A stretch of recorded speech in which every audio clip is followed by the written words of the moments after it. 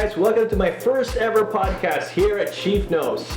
And for my first ever guest is, of course, my princess, Maybelline Masuda, the Philippines' first female black belt, first Asian Beach Games gold medalist, and the first ever Mundial champion for our country. May's gonna share with us her journey in Jiu-Jitsu, what she had to go through, her journey as a mom, as a competitor, as a coach, basically everything she's been through for the past decade in the wonderful sport we have of Jiu-Jitsu.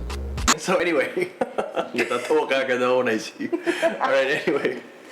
Alright, all girls have this reason why they did Jiu-Jitsu and why they do martial arts. Why did you start martial arts? Are you gonna ask me how I was as a child? No. Why not? I wasn't. My mom and dad, they didn't. Oh, my dad was supportive of me being an athlete, but like my mom, she sort of, in a way, kept me away from like sports. Like I wanted to do gymnastics. She didn't want me to get balian, and then. But you weren't really a frail kid, diba? I wasn't, but yeah, my mom enrolled me in ballet, and then how I ended up doing martial arts. We do this when we ask our students in Banff. You know, we ask them how they got into martial arts. So usually when I share my story, I tell them that I was into Power Rangers, and my inspiration was really the Pink Ranger, and I really wanted to be Kimberly. So, yeah, that's probably the start of it. I wanted to do karate, but my mom never wanted to enroll me. And then, my voice sounds so bad, but Let's go. Anyway, yeah, so I wanted to be the Pink Ranger. I wanted to do karate. I wanted to do gymnastics like Kimberly, but my mom never got me into it. But then it was until high school where I met a bunch of guys that were training Valetudo. Whoa. So you were an MMA fighter just to begin with? Nah, I didn't even know what Valetudo was, but... but they do you know what it means now? Well, I think so. Isn't it like no holds bar? NHB, right? NHB? Right? Right? Yeah, something like that. What does Valetudo mean? I don't know. You don't know? No, parang anything goes, diba? Yun nga, no holds bar. Yeah. Barred. Okay, so that's what you did when you were young. No, they said that that's what they're training. So they said that I should go with them one weekend. So I ended up going with them. And it was all the way in Marikina. Nag-carpool pa kami. My friend Armand. And then we'd be like the 9 people in a van. We traveled to Marikina. We trained under... Are we allowed to say names and stuff? Yeah. Okay. I trained under Elijah Batulan. He was actually one of Fritz Rodriguez's former students. So at the time he was a blue belt and he was training with DefTac. And I went to my first class. They made me wear no-gi attire. And then What was no-gi attire before? board shorts and a shirt. And a sports bra. Yeah. Okay. All right. Yeah, so I did my first class, and they said that it was NHB because there was striking, and our striking was hybrid yaoyan, and then that's what his striking art was. Hybrid yaoyan with Henry Kobayashi. Yeah, he actually was present at one of our training sessions. He went to visit because yun nga, student din niya si Elijah Batulan. Yeah. Okay, maybe they met in the old DefTac EDSA siguro of Fritz. Yeah, basta coach niya si Sir Kobayashi, and coach din niya si Fritz Rodriguez. So, yeah, yun. All right. Okay, so not many people know this, but you fought MMA twice when you were 14 years old, right? And your parents never knew this until later on when I drank with your dad. Yeah, I'll get to that. Wait lang. Sige, fine. Wait lang. Oh, go. Kinunahan mo naman ako. Hindi mo tapos yung kwento eh. Yung tanong mo kasi, sorry, kino-correct ko siya. Sorry. Go. Yung tanong mo kanina, how did I get into martial arts? Yeah. Okay, wait lang. Sagutin mo muna yun. So, my first training session was Jiu-Jitsu because self-defense daw muna yung dapat ko matutunan. So, yun yung tinuro sa akin ni Elijah. And then, for a year, I was training with him every weekend, every Saturday in Marikina. And then it came up to the point where, Sir, what was his name again? Kobayashi? No, not Kobayashi. Yaoyan Buhawi. Sir... Estudyante ni ni Sindikato. Estudyante Ay, ni hindi, Sindikato? coach ni Sindikato. Coach Rayap? Yeah. Sorry. So Ray Yap, he held a tournament. It was an invitational. Basically, it was an MMA invitational. So we were preparing for that. I was gonna compete in that, and then I didn't tell my mom and dad about it. And then yun nga, it was we were wearing gear, but it was MMA basically. So I fought twice that day, and then I won. And then How'd you win? the first I'm not sure which came first, but one was by an arm bar, and then the second I think was by ground and pound. Wow. Yeah, I mounted her and I punched her headgear. How old were you then? I was 14. 14, right? Yeah, and then I got to watch Grapplers League. That's the first time I saw DefTac compete. I got to see. What was your impression that time? Well, it was fun. It was in Amoranto Stadium. Yeah, for those people who don't remember this is actually one of the first times, but actually the first time, like all the grappling clubs actually got together and went against each other. So I remember there was guys from Yoyan also there. There was guys from John Bailon competed there. Yeah, against Rafi Garcia. Yeah, Ali Sulit was there. Against Marcos Valda. John fought Rafi. Who else is there? Marcus. Pichon and Tagle. Pichon and Tagle fought. Yeah, everybody was there. Yeah, so I got to watch all of that. This is in 2004. I was 14 years old. That was like my first grappling tournament that I got to watch. And was that? I guess it made me more want to learn more about it. I know, get more involved. And then when I first learned about DefTac, and then I heard about you and I saw you there also for the first time. Sabihin ko ba? Joke. Hindi na. Sabi mo, ayaw mo ng love story eh. Joke. So that was the first time I saw you. Kasi prior to that, may mga stories lang na sinasabi nila, ano yun, si Alvin Aguilar nakatakot ng upak ng mga tao. And then, ano ba? Well, that was true for the most part. Yeah, and then I think Elijah kasi, our coach at the time, his plan talaga was for us to become DefTac eventually. Parang he was making the move for that, but I guess since he was already teaching us what he was learning in DefTac, I think that was sort of a problem for you, was it? Okay, well anyway, just so you... Why are you skimming through? Let's talk about history! Alright, let's go. The reason why, because what happened was, we had to be very, very careful when we were putting up DefTac. Only the people who can really, really represent, not saying that he couldn't represent, but the people who went through all the hard stuff, all the training, and had to make sure that everybody was legit before they could represent us. Of course. And he was just starting out, and all of a sudden he's teaching, diba? So and he didn't tell us. Yeah. And came to the point that, parang there's other people lying pa for him. No, we're just teaching you yan, but then I know it was... Yeah, so what happened was, I think how you found out was, I was in a cafeteria in school, and then Jello Reyes went up to me and asked me if I was training. And I said, yeah, I'm training. He's like, sino coach mo? I go, si Elijah. And I just gave him away, and I had no idea there was a problem with that. But anyway, fast forward, we were really looking forward to become DefTac Marikina. And then, yun nga, it got shut down because he was being accused of teaching before getting your permission. And then, crush kita nun, but then like... Wow.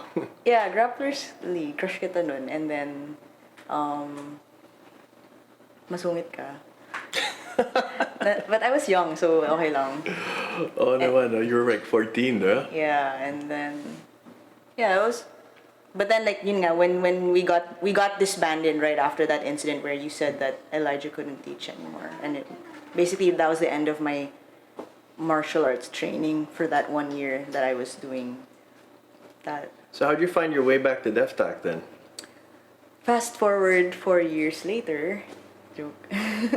So you were in high school and then... So I was in high school, and then I was on my, when was this? I think on my last year of, Hold on. Just so people know, one day I looked in one of her notebooks, and then she had a hit list of all of her training partners. When she was about 14 or 15, she wrote all of their names down, and she would cross them out, and she would write her win-loss record against them. I did that. So you had a hit list when you were 14? It wasn't a hit list. It was just... Because we all had a notebook. I used to take notes for class. And then at the back of my notebook, I would write down the people I've sparred with, and then how many times I beat them, or if I lost to them, I'd write it down, or if it was a draw. I put it. I had a note of who I beat. It was a hit list, guys. No. No, no, it wasn't. Okay. Yeah. So anyway, fast forward years later, I was in college. I think my second to the last year in college. Yeah. There's this thing called University Week, and then there's a day they call Leap.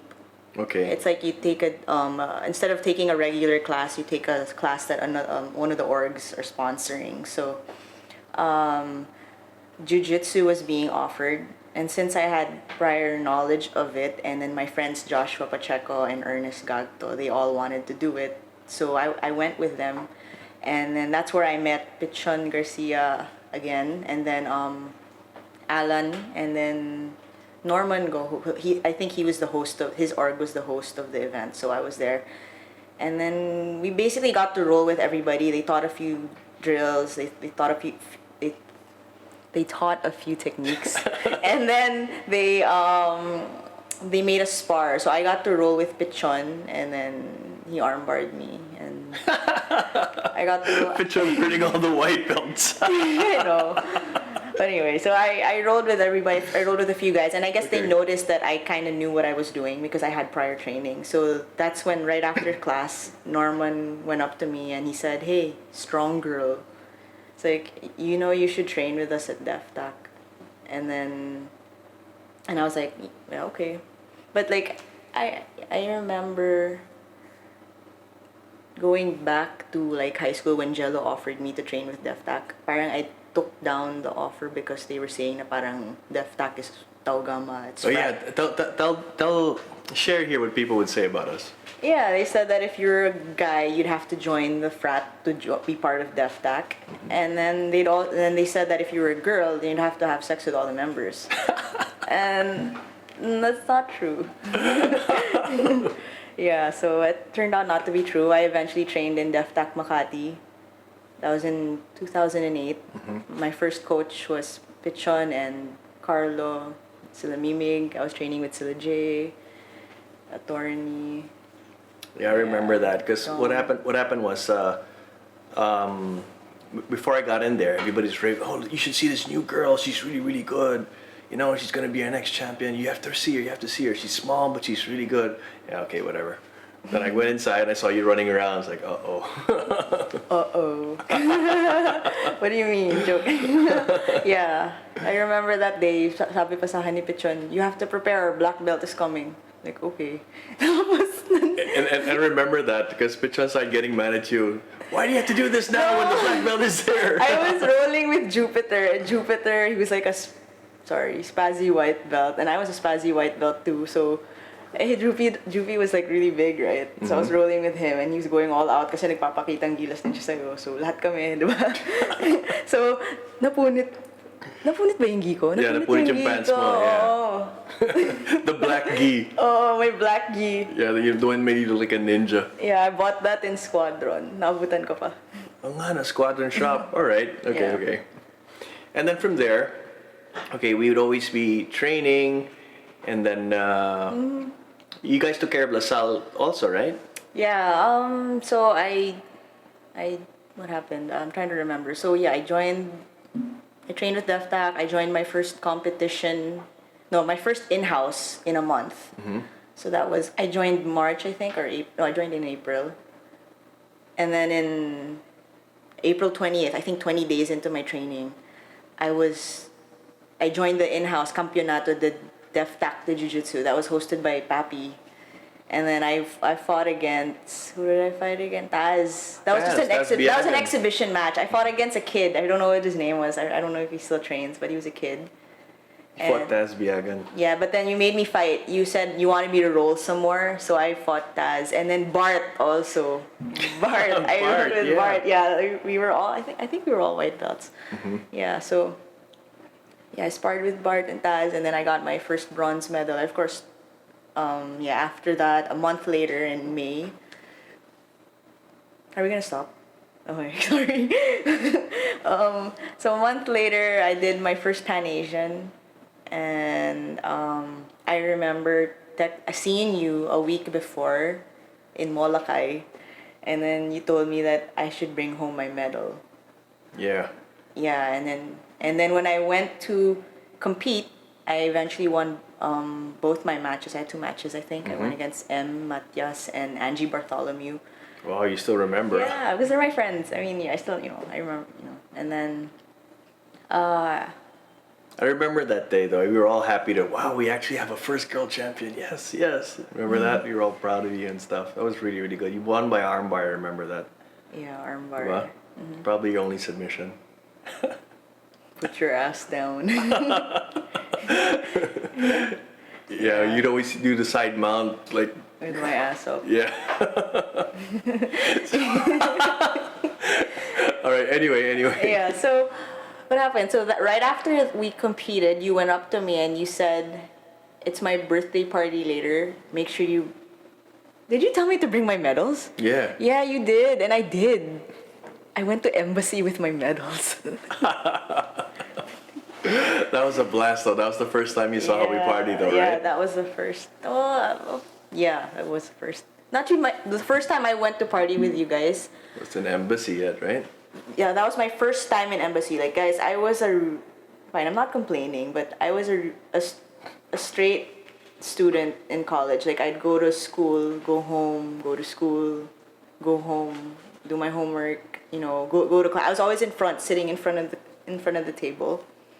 But then, like, when I joined DAFTAC, fine, I won't say it long. fine. No, but it brought color to my life because I saw different, I got exposed to the real world, basically. I think I was pretty sheltered. I mean, my mom and dad were very supportive. They let me do what I wanted to do. But, like, I wasn't exposed to, like, that kind of world that you guys... Like that lifestyle and everything. Yeah, I don't know. Well, we all had fun that first night, didn't we?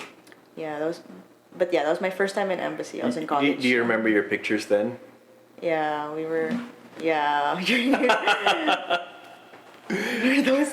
that was legal naman, diba? Yeah, that was legal. It was legal. For those who are asking, what happened was I made them pose. You and Joshua, I made you guys pose with two guns like this. Yeah, your guns. I still have that picture, I think. Yeah. Yeah, we should show that here. So, all right. So, after all of this, so, what Are we gonna skip the part where you fell in love with me, Joke lang? Joke lang. I'm gonna tell them how I knew. Joke lang. Joke. Ano? Pag-usapan ba natin yun? Go. Ayaw mo ata eh. Annie, go ahead. May edit naman dito eh. Sige. Just, they can crop this out if ever they won't include it. But, yeah. How did I know? I remember in one particular time when we were going to embassy after training, because that was the ritual. It was always train and then dress, shower, and then go to embassy. That was our ritual party. Then I'd go home at 5 a.m. and then I'd wake up at 6 or 7 and I'd get to class at 9. And then before I used to sit in the front and then I'd end up sitting in the back because I'd sneak in the class. Anyway, so yeah, I remember one particular time we were at Oakwood. We were staying in Ryan Bates' hotel room, and then I took a shower. Everybody was outside because it was a suite. So everybody, as soon as I went out, we made eye contact, and you were looking at me different. And then, So you caught me. What do you call it? Doing a side glance, huh? Yeah, that. And that's when I kind of knew, something. But yeah, then later on, fast forward. What?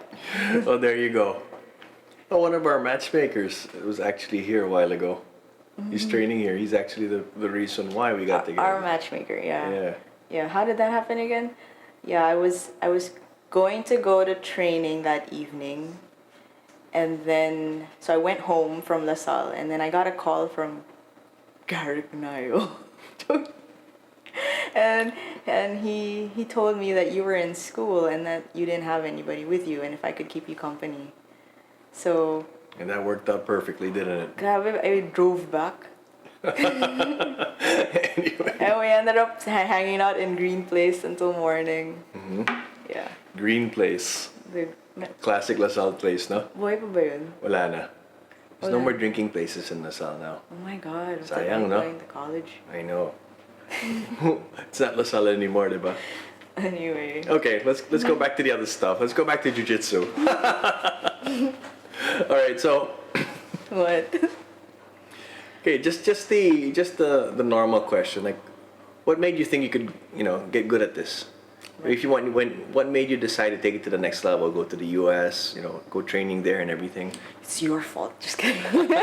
What made me decide? Well, at the first few times I was training, I don't know if pinagbibigyan lang ako ng mga partner ko, but at the time I was training with guys, and then I was doing well, and then I felt like, yeah, I could be actually good at this.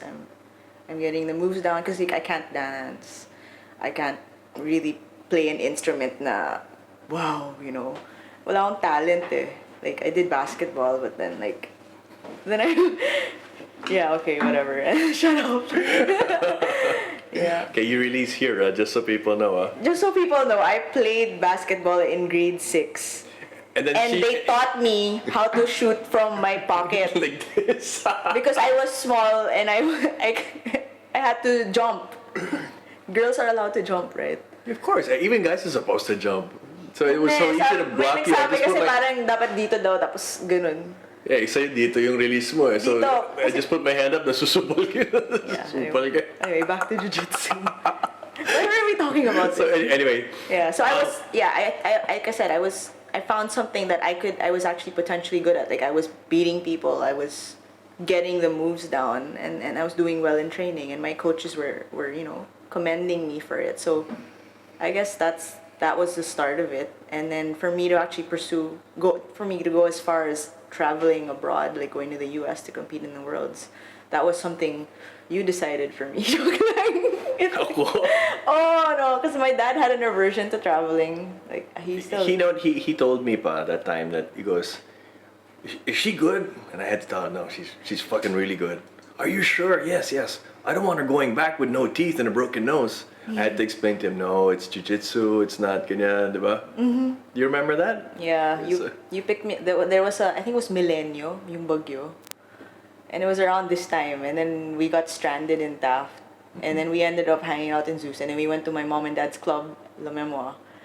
And then I introduced you to my dad that night, and then you guys talked about that. Yeah, so we finally let you go.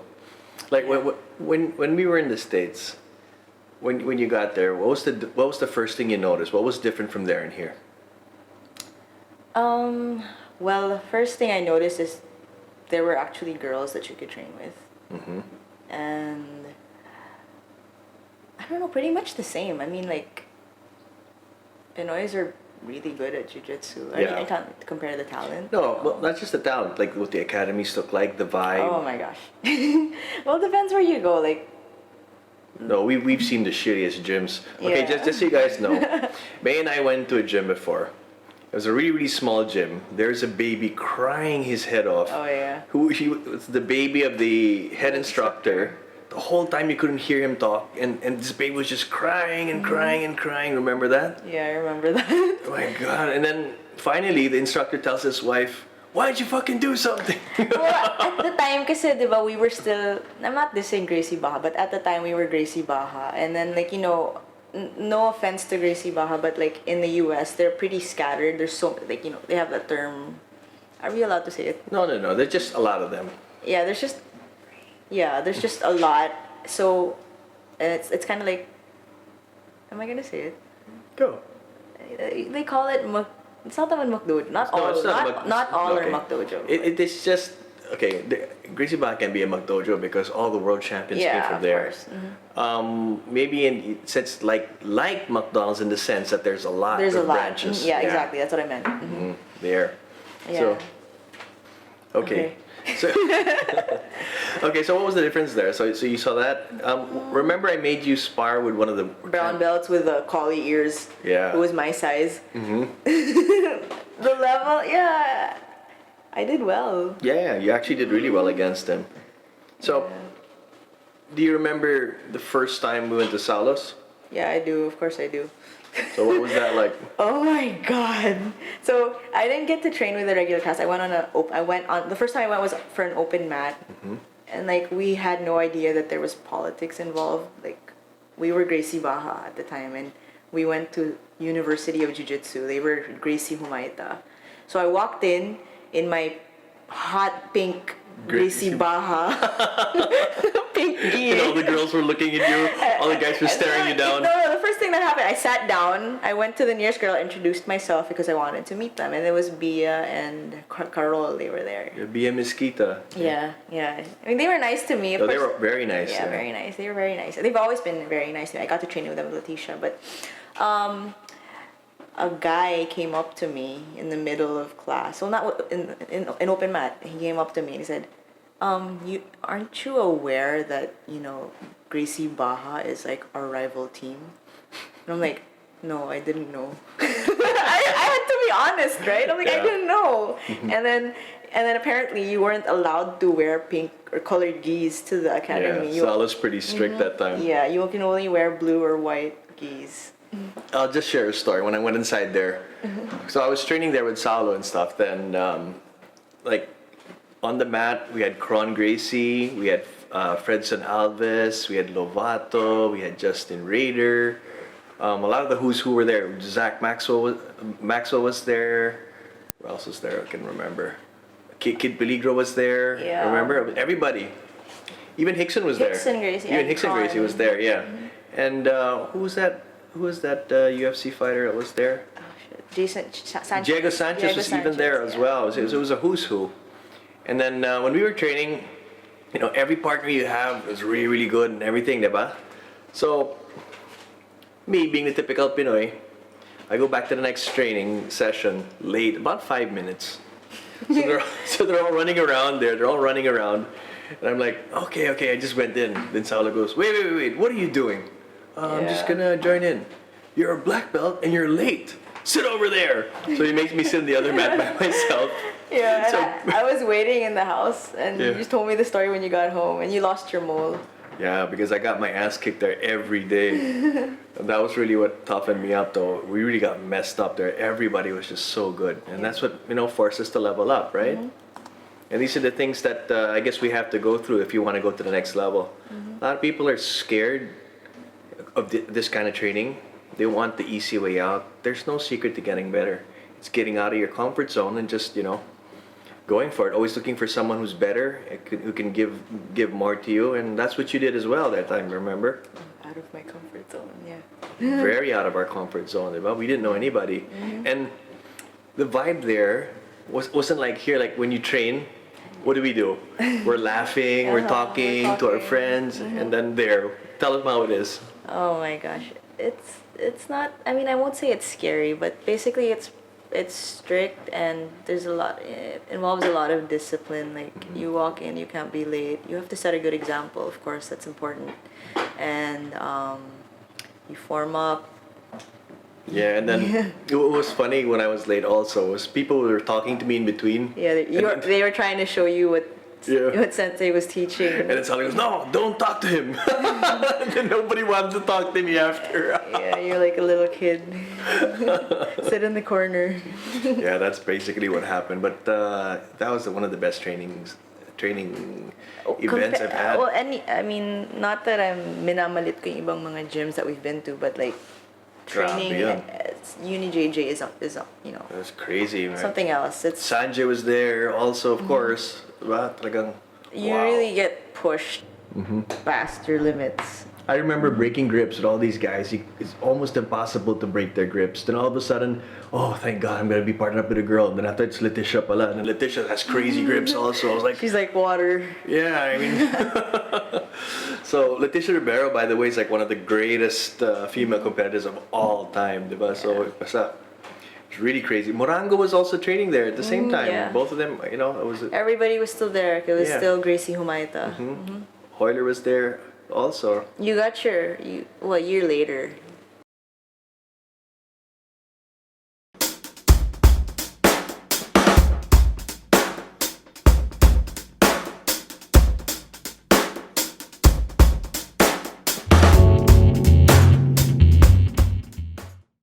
Welcome back. We're here with May Masuda.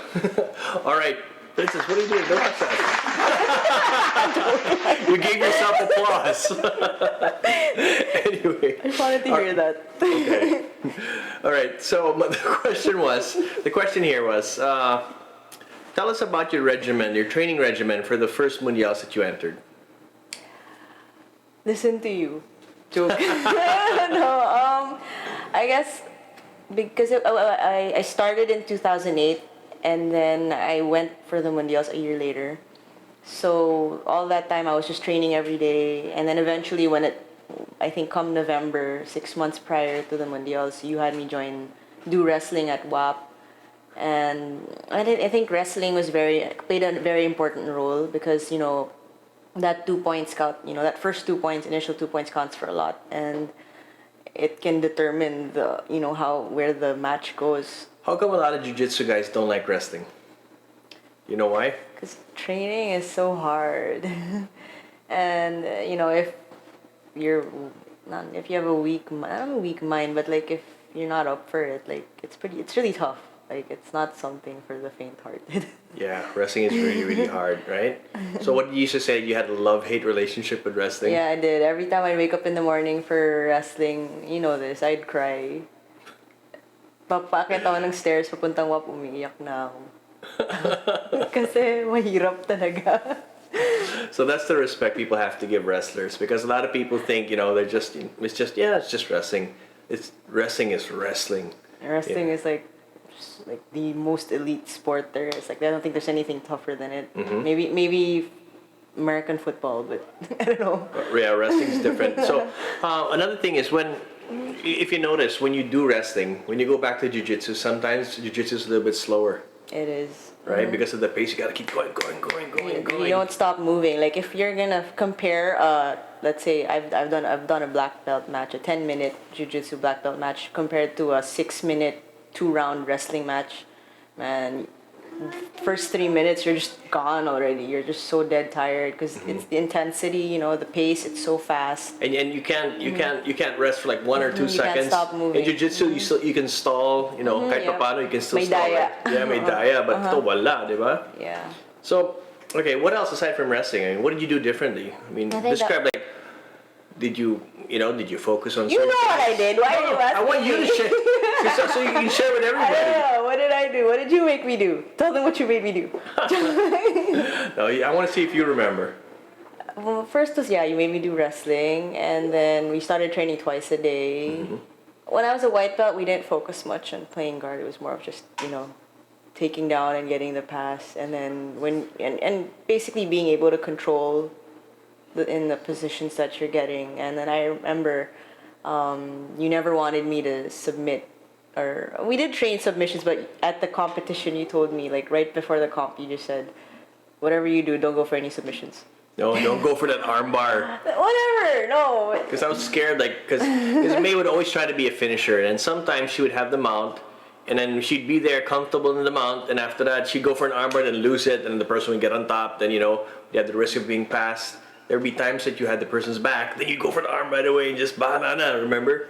So I said, just get the points, and if it's there, it's there. But if it's not, then just go for the points. Mm-hmm. How many matches did you have?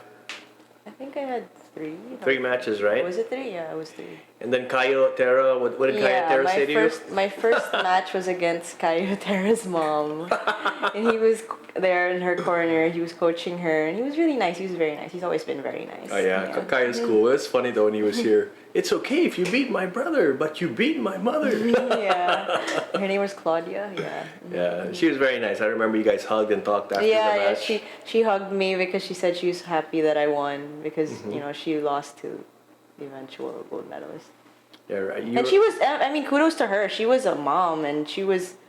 How old? I think she was in her 40s, and she was competing at white belt adult. That's tough. So kudos to her. Mm-hmm. Yeah. Well, okay. So after that, you came back here. You got your blue belt. I mean, first off, what was the feeling though when you won? It had to be the best, right? You were the first ever Pinay to win something like that for the Mundials. I was happy. We shared a really nice moment there in the back of the bleachers. Back of the bleachers, yeah. As soon as you won, wow. Yeah, and then you gave me my blue belt outside the pyramid. So I was very, very happy, and it was a great feeling, I guess. Mm-hmm. And you made history for your country that day. That was beautiful. So anyway, so after that, so we came back to the Philippines, and then you had to start teaching. You started teaching right away, right? I was a white belt. I was already teaching because I had become the president of the LaSalle Jiu-Jitsu organization. Mm-hmm. So I was already teaching on weekends prior to the Mundials. In LaSalle, tell them about the demonstrations we used to have. Which demonstration? Remember we put the gloves on? We put the gloves on people. Oh, blockeo, yeah. So I think when I became president, we were handling the jiu-jitsu class for LEAP again for University Week. So we would set up a mat at the field where Henry C is right now. There's no more field anymore in LaSalle. But yeah, so we'd set up a mat and then we'd make people go, people in the crowd go against us wearing gloves. So basically we just use jiu-jitsu against them trying to strike us. Yeah. Exciting. Do you have videos? Is that called blockeo? Yeah, blockeo. Yeah. So you still have videos of that? I don't think so. Sana we could see that. Wala pa atang iPhone masyado Yeah, hindi nun pa eh. uso, ano? It was just, I had a Nokia. Just like the good old days when you could beat up somebody, you didn't have to worry about social media. I'm just kidding. So anyway, all right. Now, okay. So you started teaching. Warm up. I was a warm up coach, Joe. And then I had Ramon Isla come and teach the class. No, but eventually you had a group of girls that you started teaching, and they all became champions, like nationally at least, diba? Yeah. What was that like? Well, I enjoyed it a lot because I was able to, start giving back to the sport that I was actually excelling in, and then it also helped me improve aspects of my jiu-jitsu because I had to understand what I was teaching, right? So I don't know what to say. No, it's true because as an instructor, because you're teaching, you're forced to know exactly what you're talking about. Like me, for example, I can't teach unless I've tried it out. I've rolled. So just in case some wise ass says, "Why is it like this?" I already know the answer. Yeah, I'm always scared of that. Like when I'm teaching, like, what if he asks a question, I can't answer it. So that's why I always tell you to look for the why it works, not how it works. If you find out the principle behind it, and he asks you a specific question, you'd be like, okay, I can answer it because I'm following this. I know why it works. So you always got to get that. Yeah, but I think more yeah. So I started teaching. I think I was still when I was a blue belt. I didn't seriously teach yet. I think I was a purple belt when I started really seriously teaching. Like I had a girls class. What do you like doing better, teaching or training? Training. Huh? Training, of course. There's a lot of people that like teaching more than training, though, right? I don't. Anyway, so. Yeah. So no, same here. I'm a lifelong student, and I hope you'd always be that way also. That you always, just want to learn more. Paparinig ka ba? Yeah. No, because it's like this. When a lot of people get their black belts, they think that's it. They don't know that's just the beginning, and it may be the beginning, it may be the end for them, but it's really the beginning, and that's the belt that you're going to be remembered with. So that's where you have to start making things happen. Yeah. So not everybody can be a Mundial champion, but some people have to be able to be good teachers, good organizers, good motivators, a good positive influence in people's lives. So that's what being a black belt is about. A lot of people think, oh, black belt, astig na. Oh, I just go out and this is the shit. Yeah. Tapos, I never felt that way. No, but if you notice that, and I've seen it, a lot of people, because jiu-jitsu humbles you. Like you go inside as a white belt, okay, then you get your ass kicked by like the smallest guy, the nerdiest looking guy, the smallest girl kicks your ass, and you're like, what the hell just happened to me? Yeah. And after that, you learn to swallow your pride. Yep. Then you come back. So, after the first month, your ego's done, right? Yeah, if you have a big ego, you can't survive in jiu-jitsu. Exactly. You gotta, You gotta suck it up, diba? And then later on, as you grow up, you learn to just hide and humble yourself. But for the worst kind of people, they learn to hide themselves, and then they can't wait to get the black belt, and that's when their real self comes out. So when you become a black belt, that's when your real personality comes out. That's at least what I've seen. Yeah, and I think that's why jiu-jitsu is such a long process. Like if you're gonna compare jiu-jitsu, what happened? There's a mosquito on your forehead. Mosquito. Okay, if you're gonna compare like your progression in jiu-jitsu, it takes a really, really long time. It's not like, karate or taekwondo or in a year, or judo, you can get a black belt in a year if you, as long as you're, you know the moves, right? Okay. So in fairness to the other arts, right? So for example, taekwondo, judo. Yeah, you can get your black belt in 1 year. True. 1 year and a half. But that's just the basics. It's how good you will be as a black belt. It's the mastery part. Now in jiu-jitsu, it takes so long to get a black belt. But then again, like what I said, diba? You're judged by the last belt you wear. That's the black belt. So that's where you better step up. And it doesn't just have to be like a mundial champion. You can be a good coach, a good motivator, a good person for your students. Diba? You create more champions. And what's even better if you're all of the above. Diba? That's when you know you're the shit. What did Salo tell us before about other black belts? You have to watch out for them. Some of them, remember the Warriors, what do you call it? Warriors love. The Warriors love. That really resonated with me. What's the Warriors love? I asked him. And then he goes, well, Warriors love is when you give somebody all you can, you teach him all you can. You give unconditionally. Yeah. You give everything. And you hope they don't betray you. Right? It's deep. Yeah, but it's true, though. It's true. Because I mean, I've been betrayed a lot, and I'm pretty sure that you've had your taste of that already. Me, I just take it in stride. Fuck them. Yeah, I know. And I just keep going on because whatever it is, like they said, sometimes even when they were with you, they would walk around, talk around, and they would pretend they're you, but they walk around without the credibility, which is true. And when Salo said that, I was like, oh my god. Remember that? When you turn around, they act like you without the credit. Without the credibility, right? Then again, I mean, we don't mean that for specific people or anything like that. It's just what he told us. It's like, wow. It made sense. It made so much sense, diba? And then, I know how Salo can be really, really deep and stuff when he talks to us. So, okay. I think one of the things you got from us when you start coaching or cornering people is you go all out. Like me personally, when I have my student fighting, that's like my son, that's like my brother, that's like my sister, regardless of what chapter they're from. And when they win, it gives me so much joy and so much happiness. That's why people say, why is this guy shouting like a maniac? Why does he? I know, man. People are so scared of us when we go to competition. I feel it like through the years. Every competition we went to, I felt the indifference from the other teams. Like they felt like we were crazy. Like, they're actually right in that aspect, but yeah, we are. Yeah, but then we're just so passionate about what we do. It's not like we mean, competition is competition. But outside competition, if you're still upset with us, that shouldn't be the case. Like I may say things during the comp that maybe are a little harsh, but because I'm in the moment, I'm passionate about what's going on. I want my student to win. Of course, I don't want him to get cheated. If there's something, if there's something about me, it's loyalty. It's so important to me. I'm very, very loyal. If I'm with you, I'm with you 1,000%. You know that, right? Yes.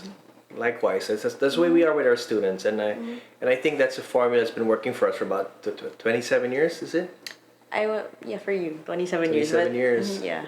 How long have you been with DefTech? 12. 12. Well, that's pretty long too, diba? Yeah. But still, diba? And every time they do well, it just brings me so much joy. And then even off the mats, you want to see them, always excel because always succeed. Just always happy for everybody. No matter what it is going on in their lives, if they're getting married, if they're having a baby, we want to be part of it. We want to celebrate with them. Which is awesome. I mean, I think we're blessed with the best students actually, because a lot of them are our friends and they're really our family, and it's a beautiful, beautiful thing. No, seriously, it's not a hashtag. I mean, a lot of people say family, family, family. Oh my God, if you had only knew what we've been through with everybody. Well, we've seen all their ups, all of their downs, and everything like that, and it's still gonna keep going on, regardless of what happens. I mean, everybody will still be our brother and sister, diba? I mean, you gotta experience it to feel it. I mean, a lot of people will say, yeah, family, but They don't mean it. We don't know that, but well, I know for a lot of people because I see it. I see it. Okay, I want you to clear up this well, not just clear it up, just talk about it. Okay. People say that DefTech is a cult. Yeah, we are. Just kidding. No, I'm quoting Martin Toledo on that. Cult tayo. Martin, ikaw pa rin. Pero how can we be a cult? I mean, we're not the ones with a secret location for a gym. Just kidding. No. I mean, I don't know what that means. Sir. What does that mean? That they bow and do they pray or I mean? I don't know. What is a cult? Can you look up cult in the dictionary? Define it. The Manson cult. No, we're not a cult. Diba? We're so carefree. We're so we just genuinely care about each other. We're all just really family. How can we be a cult? We don't tell people and make people do things for us. They do it because they want to give to the family. That's true. Everybody, everything is voluntary, which is awesome that way, though, isn't it? Diba? I mean, everybody just gives. They don't. Nag-iisahan and everything like that, and it's like when you go there, like you feel comfortable because you're around good people. It's very. I mean, life. Anywhere you go, it applies everywhere. Like whether we go to Iloilo, Cebu. You mean you're right at home. I mean, you're not close to them, but you're at home. These are people. You can just be yourself. They can be themselves. Also, we're not really hiding anything or anything, and we just have so much fun. Diba? Yeah. If there's anything about that people should know about you, people might think that in the exterior you're a tough guy, you're scary, but no, you're a really, really kind, caring. Wow, only you would say that.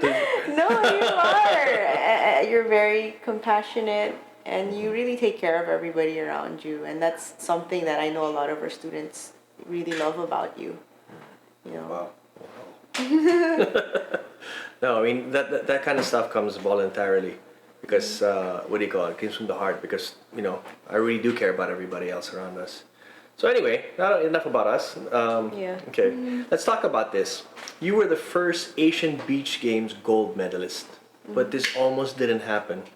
Oh my gosh. Do you know about that? Do you remember this? Yes. Do we really want to look back at that? Okay, no. In history, yeah. No.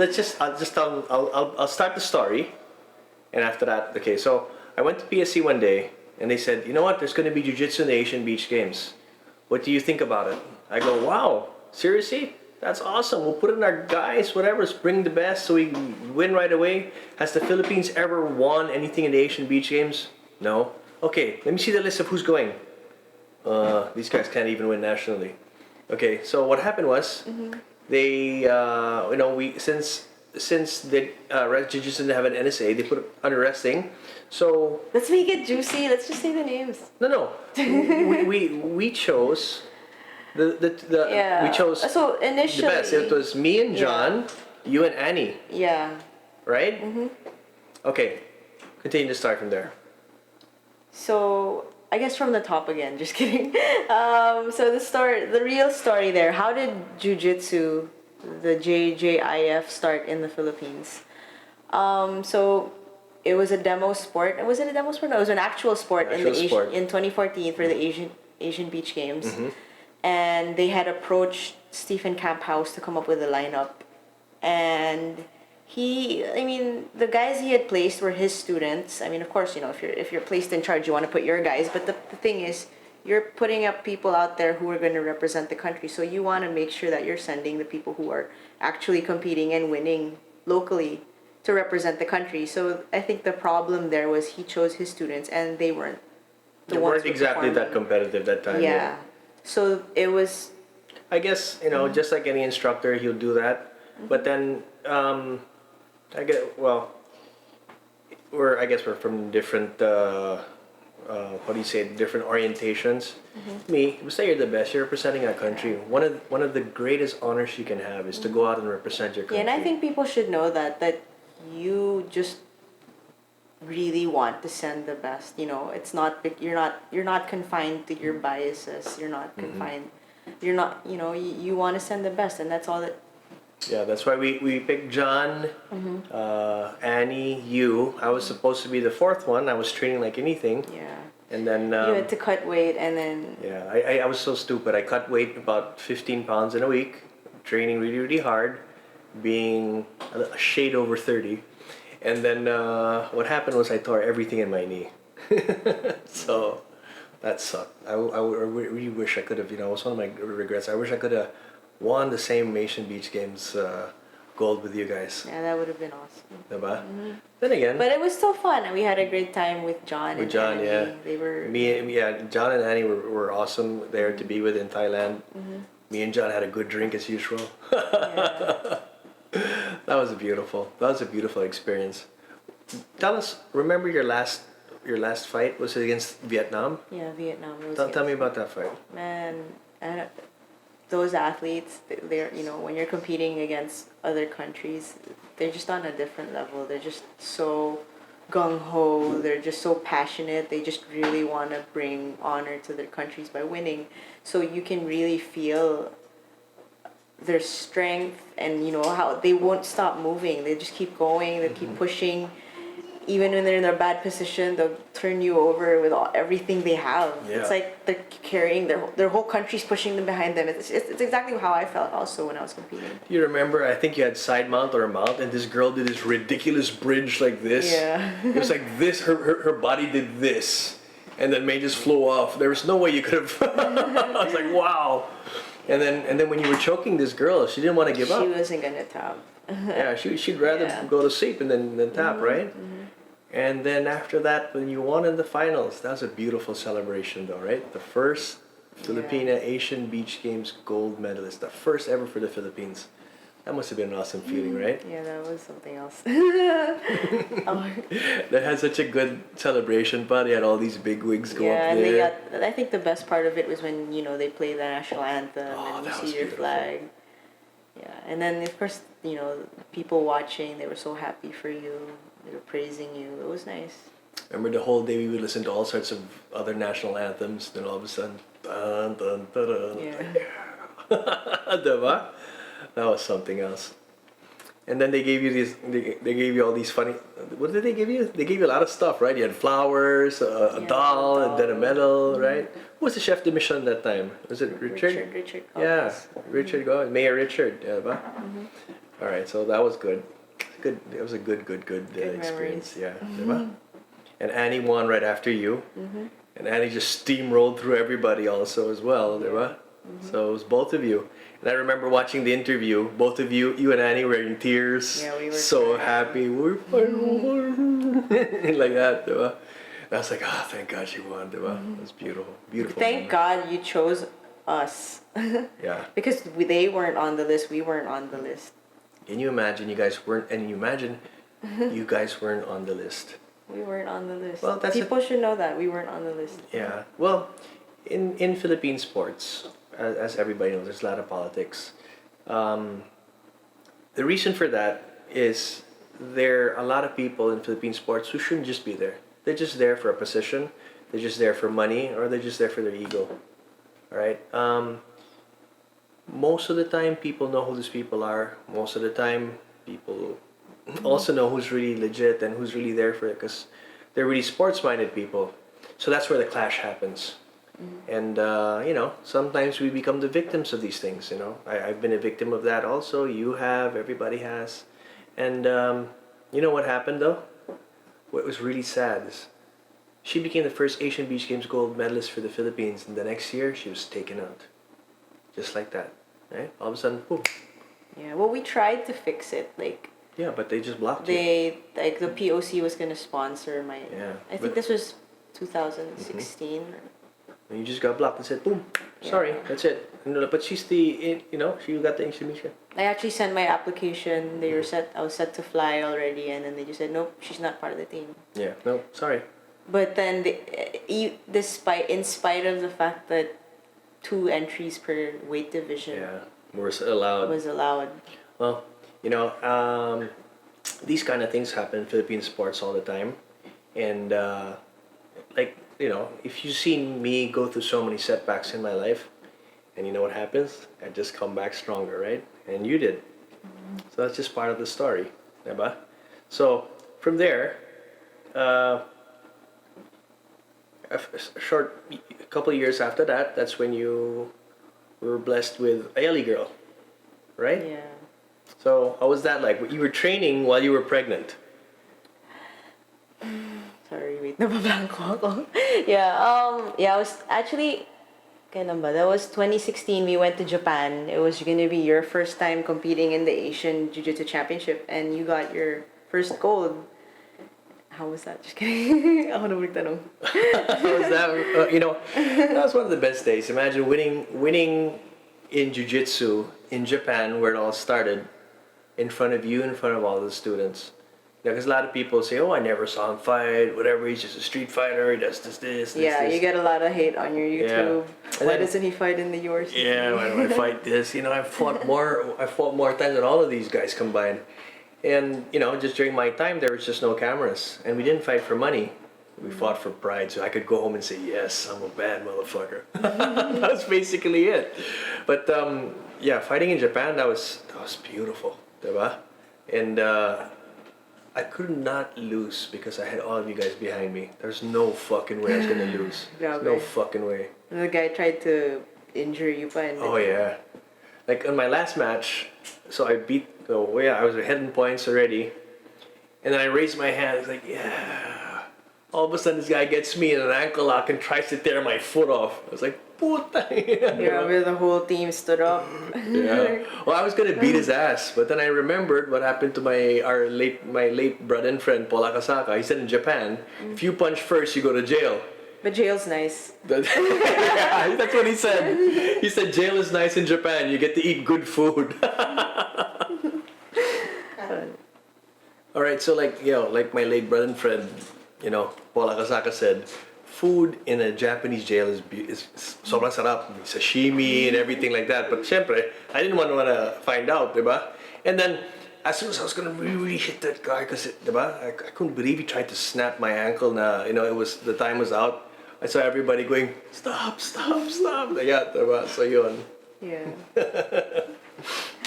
Ayun. So it was, I think 2016, that was my first competition. Hi, baby.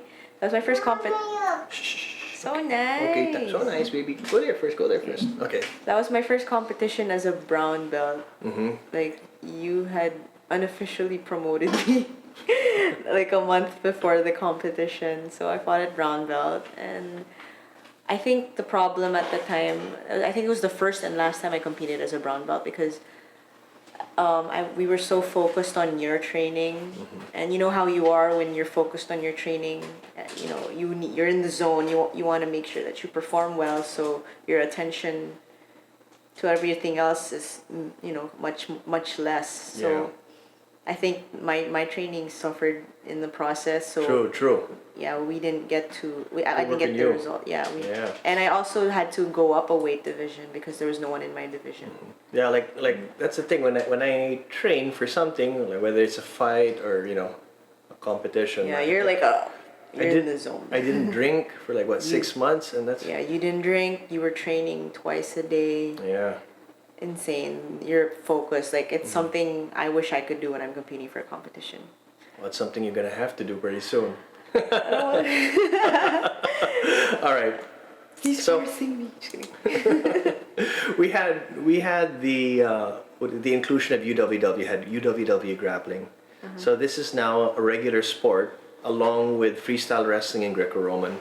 So they're already inside the IOC, and everybody says that this will be there in the Olympics, the grappling games for the Olympics. So we went to Kazakhstan. So you, Vince, Fier, Gabo. Yeah, the first year that we The went first to year Kazakhstan. when you went to Kazakhstan. 2018. So, but what you went through was ridiculous. You were breastfeeding Ayel, and you guys were stuck in the airport for how many days? 3 days. Imagine, they went, you went to go to fight, compete with, with your baby who's breastfeeding, and then they had to stay in the airport for 3 days because what happened was, there's a thing called, was that, you arrive with the visa or something like Yeah, that? I think the so we're.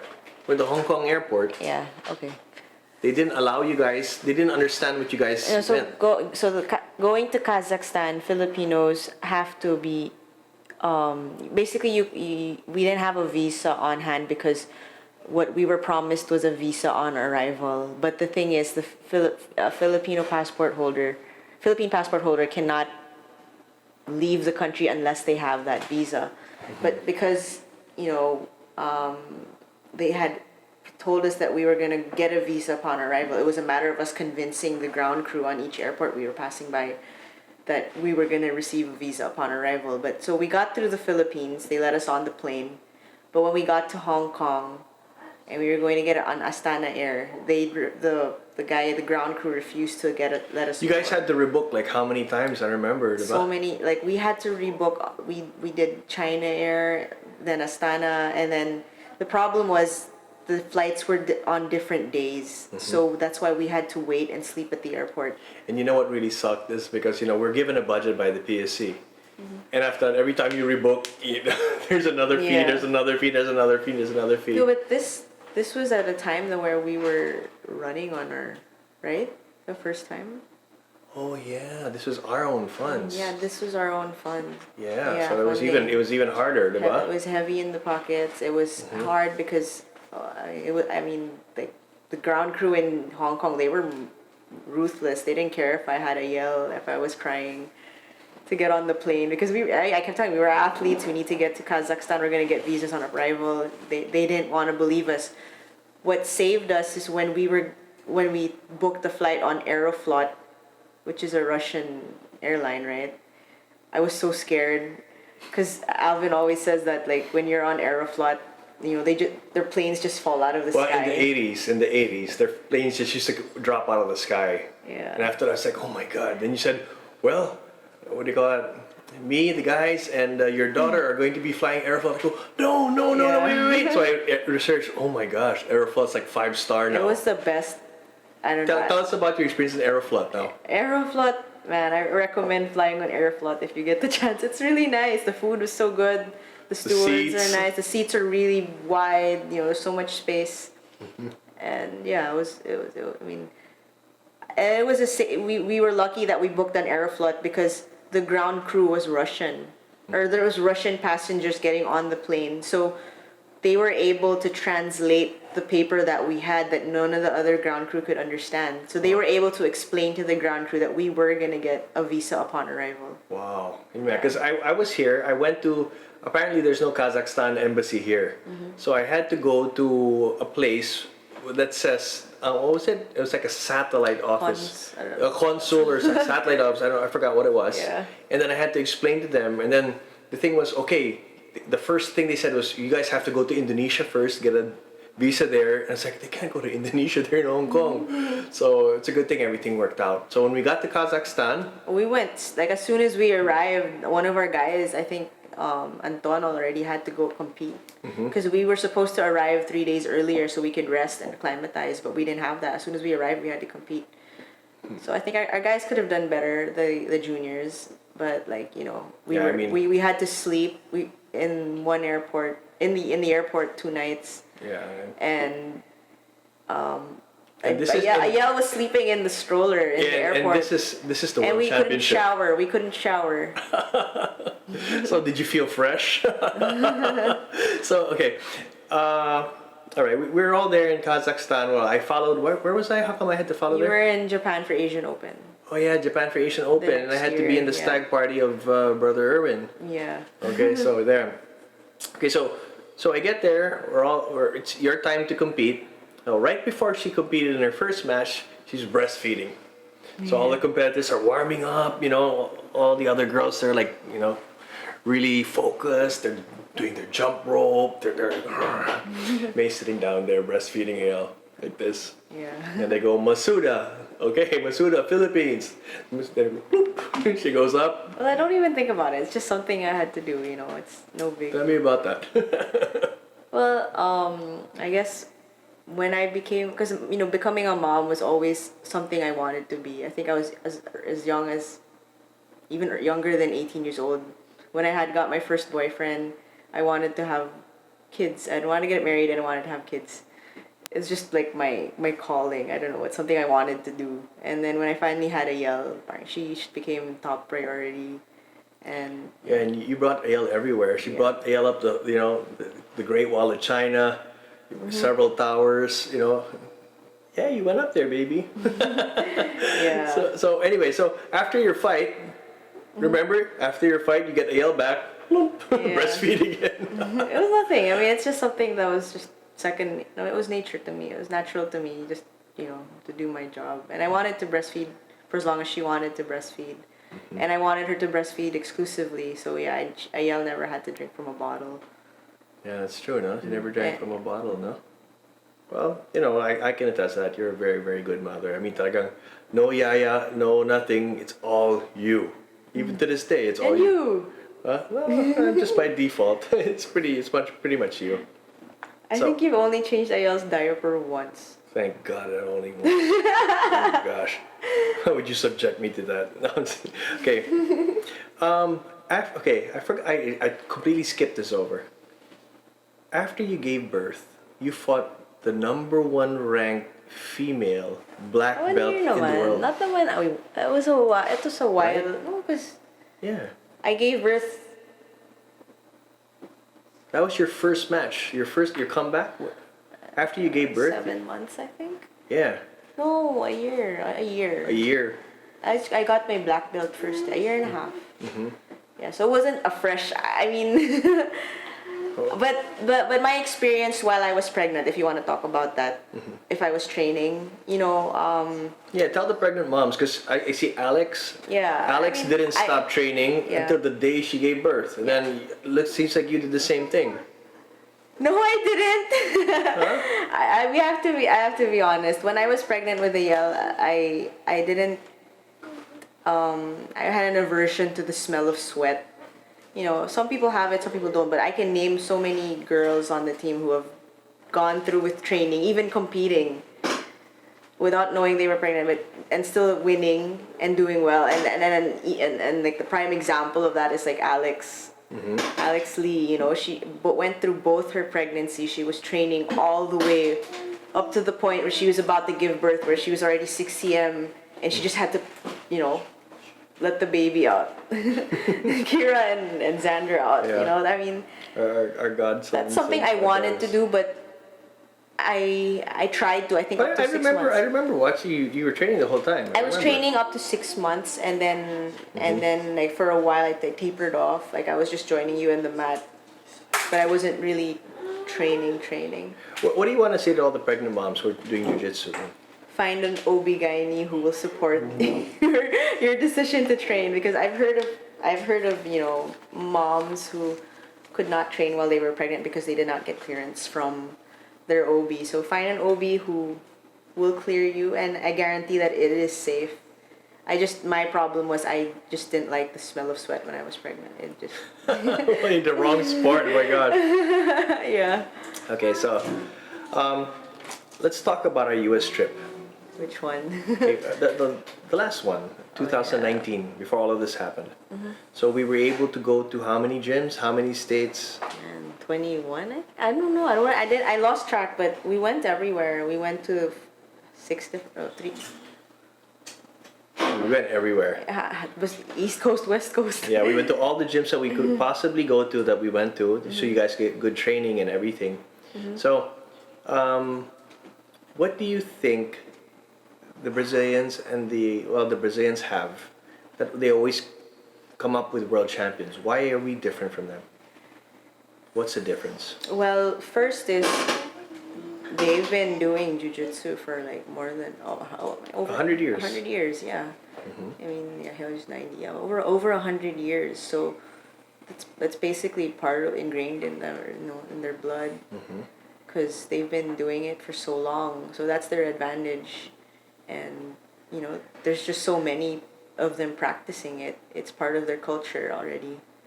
So that's probably one of their biggest edges. But like, I guess if we get into it long enough and we continue on what we're doing. I actually think that jiu-jitsu is a sport that we can really be good at, because we've seen it, diba? When we go around our levels, we're pretty much Our guys can hold their own, diba? Now, you tell me what you think is wrong with the scene, and I'll tell you what you think is wrong with the scene. Okay. Why do you think our scene's being held back right now? Okay, so what do you think is wrong with the scene? What do you think is good about the scene? Good question. I think the number one problem that we have is, when you move up, I think with any country actually, even in the US. I mean, when we went there, we were surprised locally that there weren't as many competitors as we expected, especially in the women's division, right? So I think the problem is, as people move up from white to blue belt, they just stop competing altogether. They stop. I mean, yeah, okay, we can't force people to compete, but like, I think people are afraid to expose themselves. People, As they get up higher, right? yeah, because they don't want to put themselves out there. They don't want to. I don't know. Maybe they're ashamed to lose. I don't know.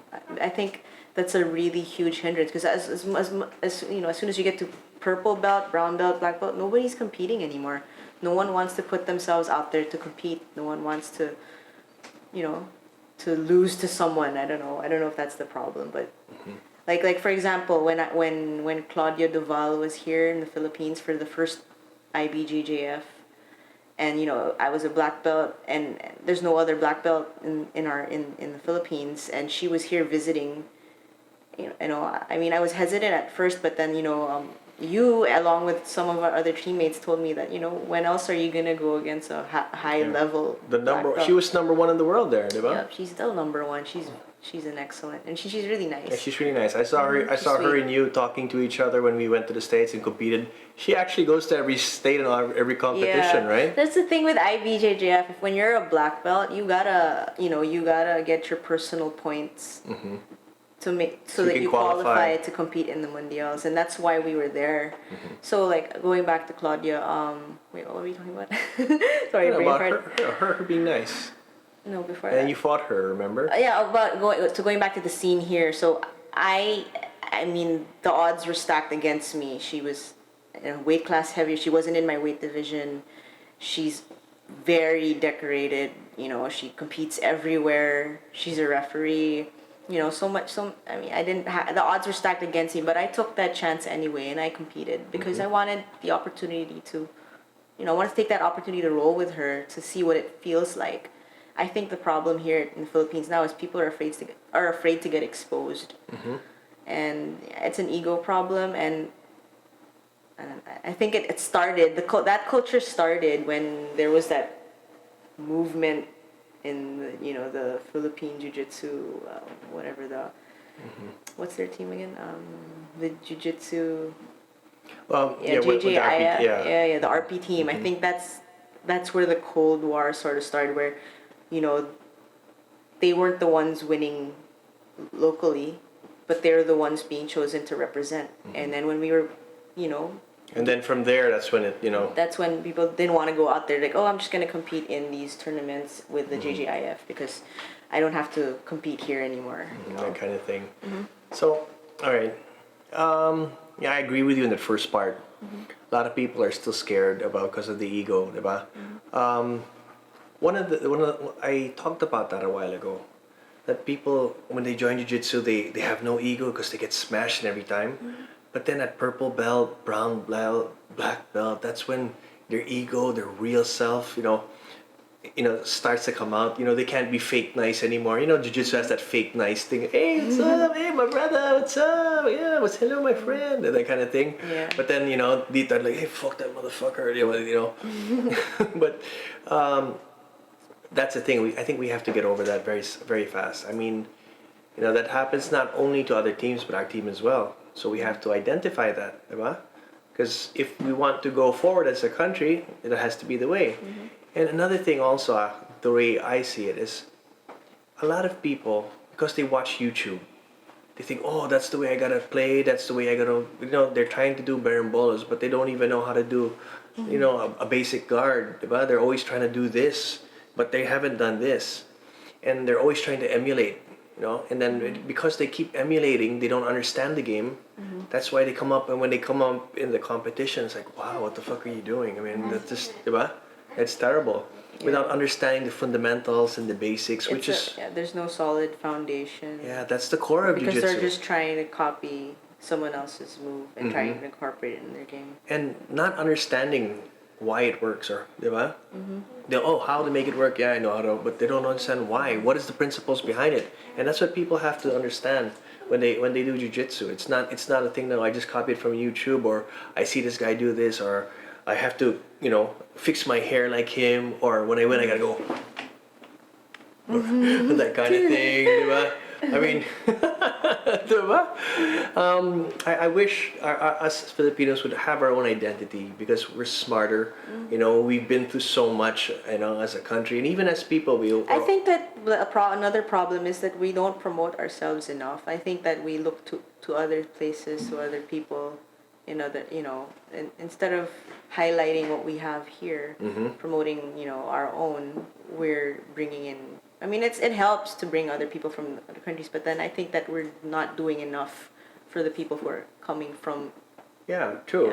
Because it's good that we have more people from Brazil sharing their techniques. Getting people used to it. But the thing is, when they train with them, they don't internalize their techniques. They just I just went here. I got a picture. I learned this, but then they didn't really learn it, and so parang they waste their money, and they waste their time. Sana they go through the process. The process that I always share with you guys. You have to learn, you have to train, you have to master, then you have to make it functional. Those four are always, in every martial art, you have to, remember that. And I always tell that to you, diba? You always tell us. Yeah, I always tell you guys. I can't emphasize that enough. Kasi sayang eh. Oh, alam ko na yan, nakita ko na yan. How do you know? Because nakita mo doesn't mean you can do it, diba? What about the timing, the feel? What about if this guy does it and you still want to do that move? I mean, there's so many factors. That's why you have to go through all four. So sayang lang if they don't, diba? And I hope our practitioners here of Jiu-Jitsu, take that to heart. Because that's the only way to get better. That's why I actually like the format of like the UWW and their grappling, because like they don't discriminate belts. There's no belts. You fight against, if you're a white belt, you fight a black belt, and it gets rid of that, that. Yeah, you're just a competitor. And you know what I love about that format? There's no stalling. Yeah, you can't. I can't just hang out. I hate that. I need to rest. When you're hanging out side mount and you wait for the good picture for your Facebook profile, get on. But you can't do that there. You have to attack. Because you can actually stay in side mount or mount and not do anything and still lose by points. Diba? And what's good also is there's no butt scooting. Yeah, you get points against you if you. Yeah, but when Paolo fought there and Zhao fought there, Zhao Miao, they did really well. They would pull guard, but they swept everybody. Yeah. They'd be down 2 points because they pulled guard, but they would sweep everybody. Then eventually they'd pass and get the back. These kids were really, really crazy. Very, very good kids. So there. All right. So let me just bring you back to another memory again. So when we were in the States. Which one was? The last one in 2019. So we were going through all of that, you guys were sacrificing so much. Oh my God, don't tell me. And all of a sudden, guys. Yeah, that was a big. They took your event out of the SEA Games. Yeah, I mean, prior to that, we were trying to, come up with a compromise for the Jiu-Jitsu, right? We were trying to get half of the team from, half and half, split the team with the current roster, or then put in your roster too, right? Because it was a fair thing to do. But then I think when UWW opened up grappling, we just gave it up to them. You guys can have it. Okay, we'll do our grappling. And then you lobbied it to the point where it was going to be included in the SEA Games, and we're like, okay, forget Jiu-Jitsu, you guys can keep it. We'll do grappling. Okay. And some evil fuckers decided to take it out. I don't know what they were thinking, but it's okay. Yeah, so we were in the U.S. because we were training for the SEA Games for grappling, and it would have been a sure gold. You, Isa, just would have been a sure gold. Yeah, and we were in the U.S. training, and first they took out wrestling altogether. Yeah, they took out wrestling and grappling. Well, yeah, and then there was some people. Well, there's just one person who really messed it up with our IF, with wrestling. So, they fixed that later on. But what really, really hurt was, remember, after all of that training, imagine, if you just understood that what we were going through, we had, $5 budget, no, $15 budget basically. And you know, Per I'm day, not, honor yeah, per day. meals. And you know, I'm not complaining because you know we're not a rich country. That's all we can, you know, that's all what was given to us. That's what, you know, that's all they could afford to give us. So we basically had to, you know, tough it out. Gawa tayo ng paraan. Pinoy tayo, di ba? So we actually were appreciative that we were given all of this. But can you imagine, di ba? We went from San Diego to LA to San Francisco to Orlando to All that training, New all York. that exposure, all the competitions, just Oh. for nothing because, well, not for nothing because it was a great experience. We got exposed to a lot of, And you guys got so many championships, di ba? yeah, we brought home a lot of medals, and basically the whole experience was worthwhile. But it's just that the entire goal was in preparation for SEA Games, and it was just taken away from us. And what do you call that? And it sucks because you know it was people from our community who wrote to the Yeah, So okay. Let me tell people about that. So it was so funny because after this, people wrote and said, "Oh, this guy's trying to misrepresent Jiu-Jitsu." Even fucking wrote Panelo, wrote who else did he write? To PSC, little fucking cocksucker. He wrote Game and Amusement and they Board. couldn't even they weren't even man enough to put in their name. They Yeah. signed in concerned jiu-jitsu and wrestling whatever. members of the community or something like that. So, You know, it's okay. I mean, you know, so you know they wrote that and everything. I mean, imagine. they wrote to to Pinello and the PSC saying that you were trying to misrepresent Present the jiu-jitsu Jiu-Jitsu, imagine and that. by meddling with jiu-jitsu through grappling when in fact UWW grappling is completely different form. Yeah. Well, it's like this. I think, you know, as you go on through life and you do things, you know, and you achieve things that people can never do in their lifetime. There's two things they're gonna do. Oh, sorry, three things. The first thing would be, okay, wow, I admire. Second will just be envious. And shit, I wish that was me. The third is they will try to destroy you. So, like I was telling you before, about as you go up, you know, you sometimes you would feel, you know, you would feel sometimes that people hate you or people naiyabangan sa'yo or people would ostracize you. And you remember, I would, you know, we had these discussions sometimes, and then You you always one point, it always end up. yeah, diba? I mean, there's always going to be somebody. I mean, look at the greatest people in the world. Everybody can always see something about them. You know, the greatest people in the world don't give a shit. Like Manny Pacquiao, as he was coming up, everybody said he was gonna lose. When he fought De La Hoya, ay yari yan. When he fought, what do you call that? When he fought literally everybody. He's gonna lose, he's gonna lose, he's gonna lose. But you won. Yeah, and then recently with Thurman, tangin na, yari na yan, matanda na yan, senator yan, wala yan, bata yan, laki ni Thurman. Oh, look what happened. Diba? I mean, these people don't care. They just keep achieving and achieving and achieving. And I know that hurt you, that hurt me, but here we are. Look at how happy we are. Diba? We have a beautiful family. You know, we have a beautiful team. We have beautiful friends. Diba? So We're I blessed. can't complain. It's just unfortunate that you know we have to go through all of this COVID crap. But then hopefully this resolves itself soon. So anyway, what's in it for you in the future? Aside from me forcing you.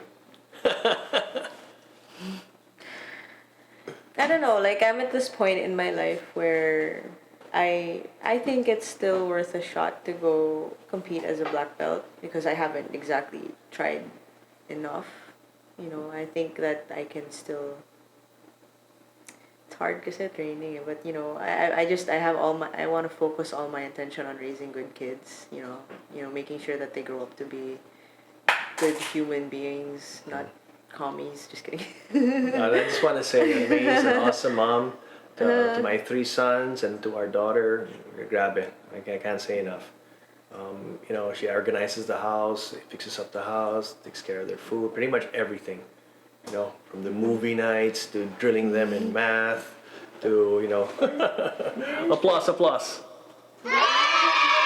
it's this one. You messed up. There you go. Okay, but there. So anyway, go. What So what's in the future? Aside from that, are we gonna go for it? 2 more kids. Joke lang. Joke lang. Okay, same here. You become black belt, mundial champion. You get as many kids as you want. Ganon. No, seriously. 2 more girls. 2 more girls. Like the other day. Brady Bunch. Brady Bunch. Ayel was telling you, right? Mama, can you put a baby in your tummy? She told you that too. Yeah. Papa, I want a baby in Mama's tummy. So, tell us what your future is. Yeah. I guess, yeah. I said in an interview recently that I said I was going to go after COVID, maybe 2 more times in the adult. And then, depending on how I feel, maybe I'll still... I think I'm going to go for the Masters because Masters is fun. The vibe is just so, it's not stressful. It's not like, I don't know, it's just chill. But you still have to get into the adult first. Okay, so what do you call that? Take it to the next level na. Diba? Para kompleto. You'll be the first black belt world champion. Pero sa pena na ako lalaro. Sa medyo. Sa medyo mabigat. All right, so give a parting message for everybody here. Parting na? Tapos na ba? Anong oras na ba? It's 10:30. Oh my gosh! Grabe. Parting message. I guess, as of late, especially during quarantine, like, I was moved by, not moved, but I was very greatly affected by, like, the rate of children who are trafficked. So, I mean, that's something I want to explore later on. I want to make sure that those things don't happen to kids. Because, like, personally, I was, this, I was sexually abused as a child. I think it happened twice, once when I was 7 and then another when I was 12. So it's something that I don't want any child to experience. But, and I think it's also part of the reason why I got into martial arts, because I wanted to, equip myself and get myself in a position where I can defend myself and I have the confidence to defend myself. So my message, I guess, to women is, to encourage your kids to get into martial arts. If it's not Jiu-Jitsu, boxing or whatever else, but I guess leaning towards Jiu-Jitsu because it's the most effective. I mean, it uses leverage technique. You don't need to be strong or big to do it. It's not violent. You don't have to punch people in the face. You just subdue people, right? So, yeah.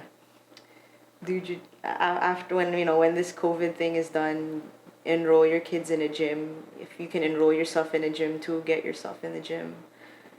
And since Ayel is 3 years old, I think I want to focus on teaching little kids too. Well, that'd be good. I'm sure everybody will be looking forward to that. Diba? And anyway, thank you for being my first guest here. I know. Who else did you have in mind?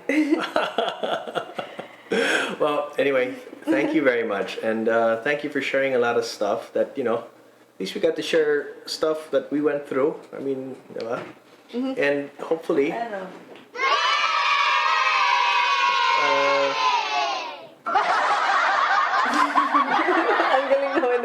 You have to practice pressing. No, I know.